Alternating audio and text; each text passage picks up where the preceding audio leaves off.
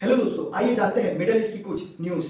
तो जो सबसे पहली जो न्यूज़ है वो है गाजा से निकल के आ रही है। दोस्तों, वहाँ पे यूएन ने बोला है कि अभी तक एड नहीं पहुँच पा रही है, जबकि वहाँ पे सीज फायर हो चुका है, उसके बाद भी एड वहाँ पे नहीं पहुँच पा रही है।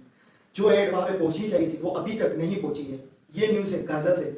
और दोस्तों, जो दूसरी न्यूज़ है वो है इराक से। दोस्तों, इराक ने क्लियरली, इराक के जो प्राइम मिनिस्टर है उन्होंने क्लियरली मना कर दिया है ईरान और जो दूसरे ग्रुप्स वहाँ पे एक्टिव है उनको हथियार डालने से। दोस्तों, क्योंकि उन्होंने क्लियर बोला है कि जब तक यूएस और यूरोप की फौज यहाँ से नहीं जाएगी, जब तक ये यहाँ पे मौजूद रहेगी, तब तक ईरान और उनकी जो दूसरी फौज वहाँ पे जो ग्रुप्स एक्टिव है वो अपने हथियार वहाँ पे नहीं डालेंगे।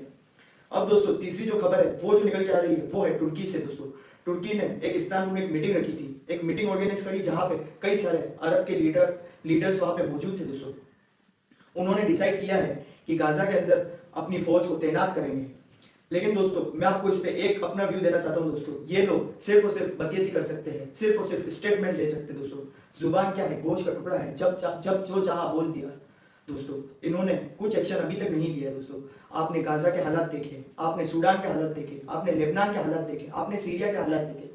पूरा मिडल ईस्ट आज के टाइम में चल रहा है, बट इन लोगों ने कुछ नहीं किया। उल्टा इन लोगों ने उन्हीं को सपोर्ट किया है। तुर्की ने उन्हीं को ऑयल पेट्रोल सप्लाई किया है इसराइल को। दोस्तों, ये हालात है मिडल ईस्ट के। दोस्तों, और दोस्तों, जो तीसरी जो न्यूज़ निकल के आ रही है वो है इसराइल से। दोस्तों, इसराइल का एक ड्रोन ऑपरेटर सुसाइड कर लिया। दोस्तों, और भी ना जाने कई सारे सोल्जर्स वहाँ पे सुसाइड कर दिए। दोस्तों, ये भी तो अल्लाह का ही तो मौजिज़ा है। दोस्तों, किस तरह से इन लोगों ने गाजा पे जुल्म बरपाया है। दोस्तों, किस तरह से वहाँ पे बमबारी करी है, किस तरह से वहाँ पे लोगों को मारा है। दोस्तों, तो आज दोस्तों ये खुद ही सुसाइड कर रहे हैं। ये है इनके फौजियों का हालात, जो कि हम बोलते हैं कि इजराइल की फौज सबसे मजबूत है। नहीं दोस्तों, उनके हालात आप खुद देखिए। दोस्तों, सुसाइड कर रहे हैं 54 सोल्जर्स 2023 से 2026 के बीच में इन्होंने सुसाइड कर लिए। इस तरह से ये लोग मारे जा रहे हैं। और दोस्तों, यूएस के एक पेपर ने ये छापा कि एक संगठन ऐसा है जो अभी तक नहीं हारा है।